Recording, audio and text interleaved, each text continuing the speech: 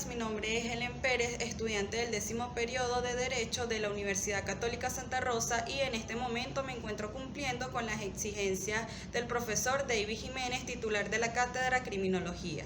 En este sentido, damos inicio al segundo video correspondiente, donde es preciso enfatizar que la criminología es una ciencia multidisciplinaria que estudia al delincuente que ha transgredido la norma, ya sea por su acción o por su omisión.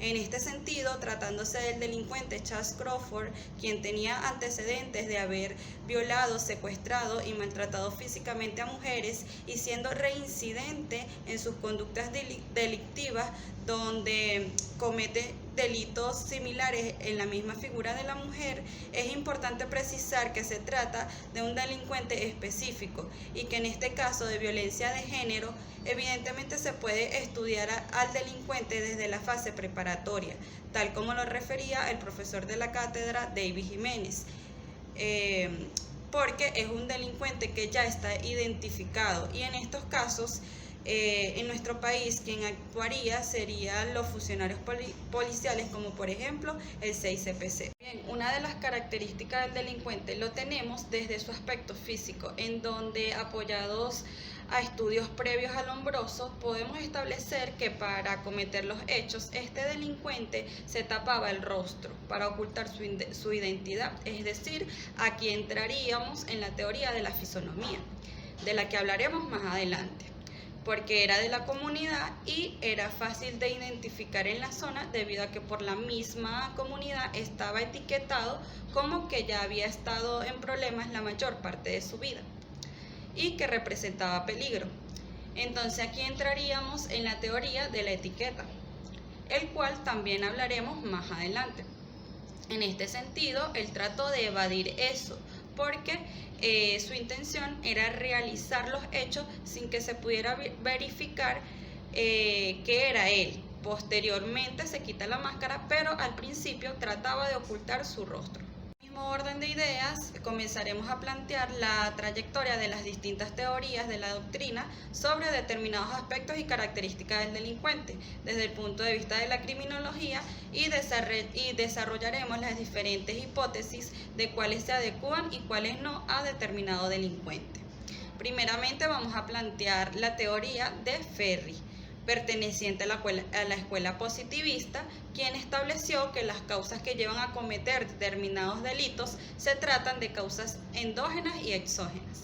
Comenzaremos por esta teoría porque es esencial, debido a que estudia las causas hereditarias del delincuente y la causa por el medio donde se desarrolla el mismo, sea en aspectos geográfico, político o económico, que ayuden a determinar por qué realmente comete los hechos. Las endógenas son aquellas causas internas, es decir, hereditarias, que lo conducen a seguir cometiendo los delitos. En este caso, la reincidencia de delitos. En este sentido, al hacerse la salvedad en el primer video de que realmente el video visualizado no nos brinda información detallada sobre su infancia, acá podemos realizar una hipótesis y distinción, donde tenemos la adicción que tenía en ver películas pornográficas, lo que le ayuda a ir reflejando y visionando el tipo de víctima, es decir, la figura femenina, para cometer determinados hechos. De allí parte inicialmente su desviación delictual, en conjunto con su ruptura amorosa, el cual produjo en él daño psicológico, y es donde se fue creando ese odio o ese resentimiento hacia la figura de la mujer, que lo llevan a cometer los hechos delictivos. Las causas exógenas, por su parte, son aquellas influenciadas por el medio donde se desarrolla el hombre, bien sea en su geografía, política, economía, la sociedad donde se desenvuelve y la decisión de decidir positiva o negativamente. En este sentido, el video nos indica que son localizados justo al sur de la frontera de Tennessee, en el condado de Tippah, en Mississippi. Es una zona pequeña de Estados Unidos, donde generación tras generación permanecen en el área y casi todos se conocen en la comunidad. En este sentido, llevándolo a nuestro país Venezuela, podemos establecer que es localizado en el sur del Orinoco, en la región insular, en el estado Nueva Esparta, siendo uno de los estados más pequeños en el mapa de la región sur de Venezuela, donde es oportuno señalar lo planteado en la escuela francesa por Adolfo Quetelet, el cual formuló la ley térmica de la delincuencia, según el cual los delitos son determinados según la geografía y el clima, o según las regiones y estaciones del año. A su vez tenemos lo planteado por Guerri, el cual sostiene que los crímenes contra las personas predominan en las regiones del sur, donde a través del espacio y el tiempo los agentes policiales pudieron ir determinando los actos delictivos cometidos por el delincuente. Positivista. Tenemos la teoría de Platón, el cual él percibe en el delito el síntoma de una enfermedad del alma con un origen triple: las pasiones, el placer y la ignorancia, y concebía la pena como la medicina moral. A su vez tenemos la teoría de Aristóteles, el cual él apreció que el delincuente es un malhechor de la sociedad, a quien había que castigar sin piedad, es decir, con castigo y pena de muerte. La teoría de Laporta, que se trata sobre la fisonomía, que ya les mencioné hace un momento, en donde expresa que cuando alguien quiere ocultar su identidad, suele esconder su fisonomía. Es decir, al no mostrar su fisonomía, buscan impunidad a la hora de cometer el delito. Esta teoría sí se adecúa en este caso, como hice mención al principio de esta presentación, debido a que en el momento que el delincuente rapta a la joven en su domicilio, se encuentra encapuchado. Posteriormente, cuando se destinan al lugar que tenía preparado para dar vida a los hechos delictivos, se quita la capucha, dejando ver a la joven de quien se trataba, ya que era miembro de la comunidad. A su vez, tenemos la teoría de Franz Joseph Gall sobre la frenología, el cual podemos establecer que se adecua en este caso, ya que, como se explicaba en clases, esta teoría pretende explicar por medio de la inspección del cráneo del individuo características tales como la capacidad mental, carácter y personalidad del mismo. Aunque a pesar de detallarse en las escenas su rostro con risas burlonas y de perversidad, y además de tener antecedentes en su conducta delictiva, su apariencia física parecía ser un hombre normal, pero era un psicópata criminal. Asimismo, el referido autor afirma que el crimen puede ser causado por un desarrollo parcial del cerebro, no contrarrestado, y este desarrollo produce un exceso de determinados sentimientos que llevan al crimen innato, y da 3 supuestos donde podemos adecuar el nuestro, específicamente en el de los delitos sexuales, por un exceso de sentimientos de reproducción. La corriente fisiológica de la criminología, el cual tenemos la teoría de Charles, quien establece que la ley debe ser como la muerte, que no exceptúe a nadie. Y propone que un buen legislador debería esforzarse más en prevenir el delito que en castigarlo. Una hipótesis que se puede plantear en dicha teoría es que se deben crear y desarrollar políticas para prevenir el aumento de determinados delitos. Tenemos a su vez la teoría de Juan, el cual señala que en un estado bien organizado existían pocos delincuentes y que el incremento del delito era prueba de la desorganización social. La Escuela de la Criminología, en donde tenemos la teoría de César, el cual planteaba que la finalidad del castigo es asegurarse de que el culpable no reincida en el delito y logra que los demás se abstengan de cometerlo. Esta teoría fuese buenísimo que aplicar en este caso, pero lamentablemente no es así, porque el delincuente, a pesar de estar en libertad bajo fianza, vuelve a cometer de manera reincidente nuevos hechos delictivos. A su vez, tenemos la teoría de Pablo Anselmo, el cual presentó su tesis Coacción psíquica, en donde él manifestaba que era necesario para lograr la coacción en el conglomerado social y particularmente en los individuos que lo componen una intimidación suficiente para así evitar la realización de hechos punibles. Último punto de esta escuela tenemos la teoría de Francisco, el cual él desarrolla y sistematiza la teoría del delito como ente jurídico cuyo cimiento fundamental es el libre albedrío, de tal manera que para dicha escuela el hombre a delinquir actúa con voluntad consciente, inteligente y libre. Según mi criterio, dicha teoría se adecua a este caso, porque evidentemente, como ya se los mencioné, este delincuente es reincidente, actúa con voluntad consciente y todo lo realiza de manera planificada y premeditada. Estudiaba las rutinas de la víctima, tenía los lugares preparados donde hizo vida a determinados hechos delictivos, es decir, desde el principio actuó con voluntad consciente e inteligente, debido a la forma en cómo se desenvolvía. Ahora bien, vamos con las ciencias que influyeron en el positivismo italiano. Como primer punto o primera teoría tenemos la teoría de Charles Darwin, el cual establece la teoría de la evolución de la especie humana, en donde el delincuente busca una especie determinada. Teoría de Esquirol, el cual establece la teoría de las enfermedades mentales, monotonía instintiva o locura moral.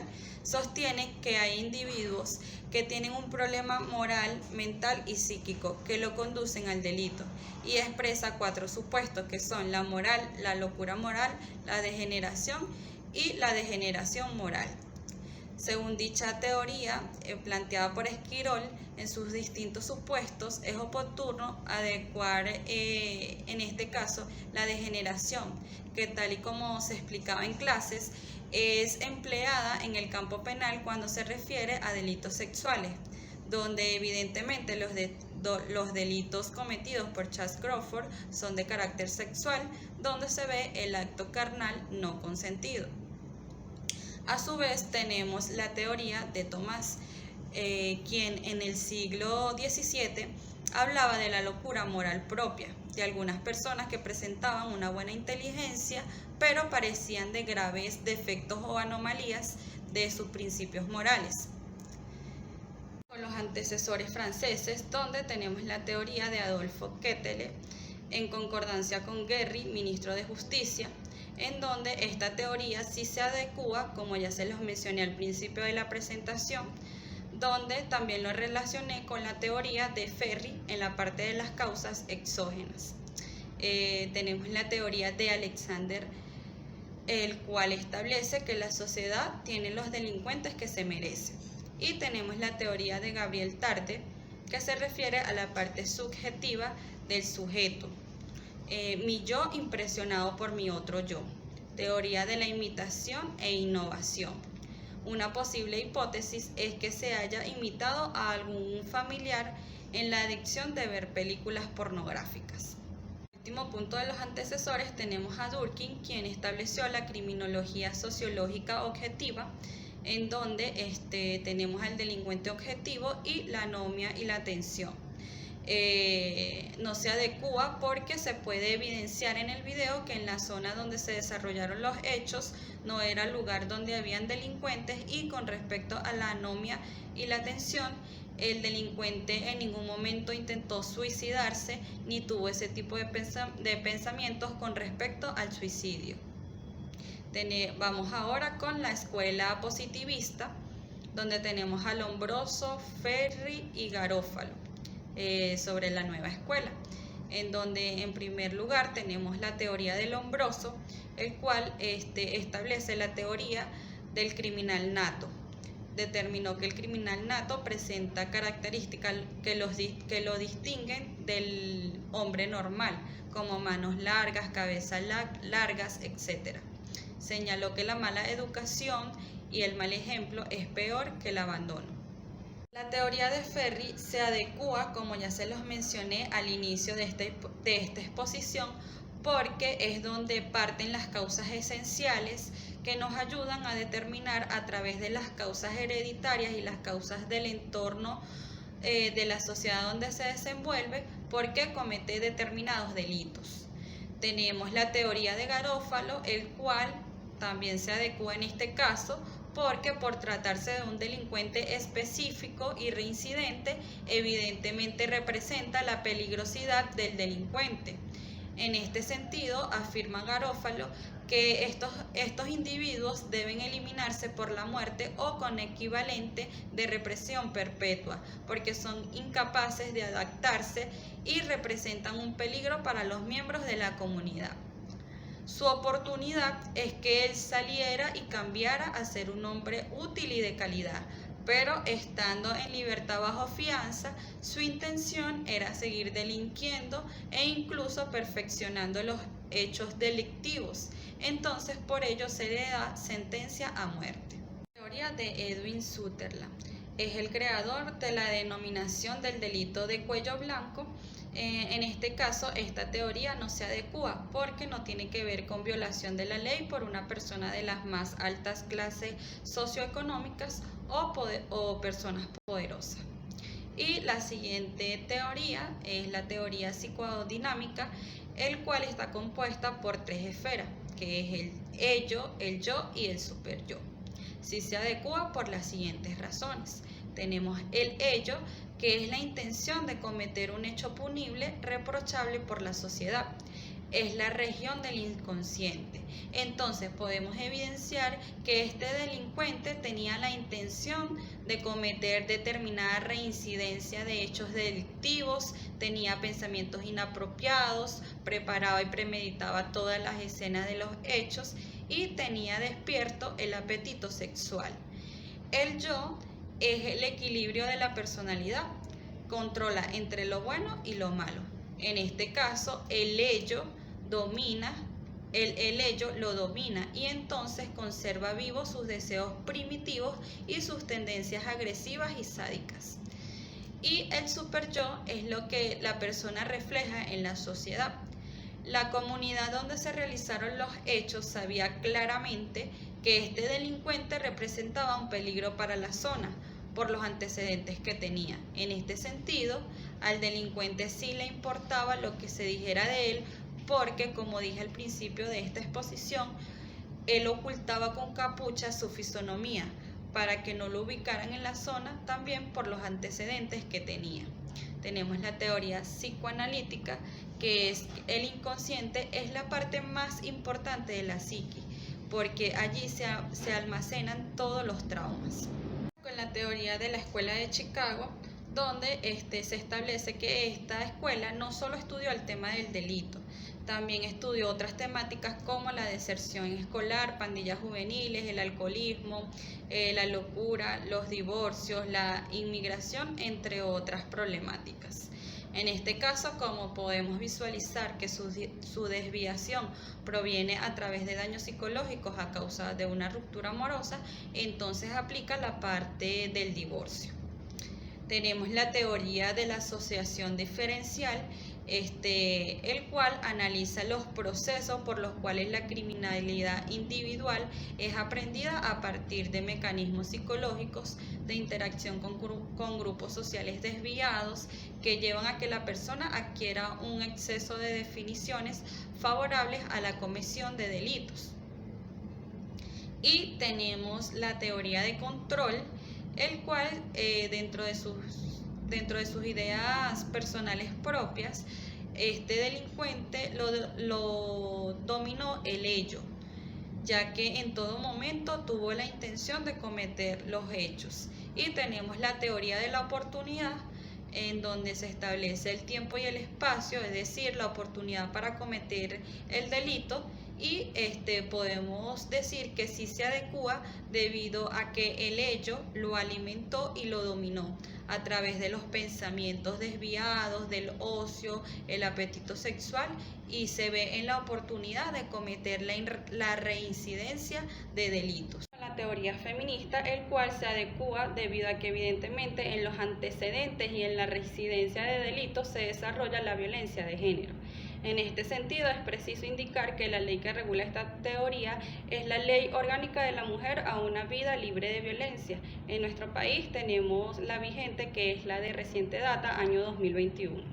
En primer lugar, tenemos la violencia sexual, es decir, el acto carnal no consentido, donde es evidente que este delincuente abusó sexualmente de la joven. Ante esto tenemos la Ley de Protección en su artículo 57, que establece quien mediante el empleo de violencias o amenaza constriña a una mujer a acceder a un acto sexual no deseado, y comprenda penetración por vía vaginal, anal u oral, incurre en el delito de violencia sexual.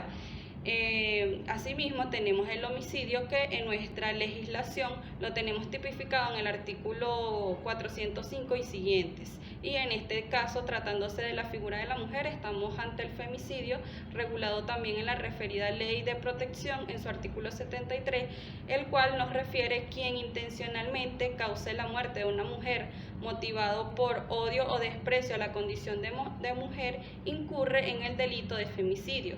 En este orden de ideas, otros artículos que debemos tener en cuenta en esta teoría son los siguientes: el 91.4, numeral 4, y el 140, el cual el 91 nos establece el órgano receptor de la denuncia, y el numeral cuarto nos establece ordenar la comparecencia obligatoria de la persona presuntamente agresora a los fines de la declaración correspondiente y demás diligencias necesarias que permitan el esclarecimiento de los hechos denunciados. Y en referencia al equipo multidisciplinario, que es esencial para determinar por qué el delincuente realiza los hechos delictivos, lo tenemos de manera general en el artículo 488 del Código Orgánico Procesal Penal. Pero en este caso, tratándose de violencia de género, la excepción la encontramos en el artículo 140 de la referida Ley de Protección a la Mujer, donde el delincuente, por estar identificado, puede estudiarse desde la fase preparatoria, como se los explicaba con anterioridad. Entonces, en referencia a lo establecido en el 140 de la Ley de Protección, tenemos los objetivos del equipo multidisciplinario, donde se establece que cada tribunal de violencia contra la mujer debe contar con un equipo multidisciplinario que se organizará como servicio auxiliar de carácter independiente e imparcial para brindar al ejercicio de la función jurisdiccional experticia biopsicosocial legal de forma colegiada e interdisciplinaria. Punto de esta teoría, se hace oportuno hablar también acerca de la sentencia vinculante de la Sala Constitucional referente a la teoría feminista, donde se determina que no tendrán beneficio procesal los siguientes delitos: violencia sexual, acto carnal, prostitución forzada, esclavitud sexual, tráfico ilícito de mujeres, niños y adolescentes y la trata de mujeres.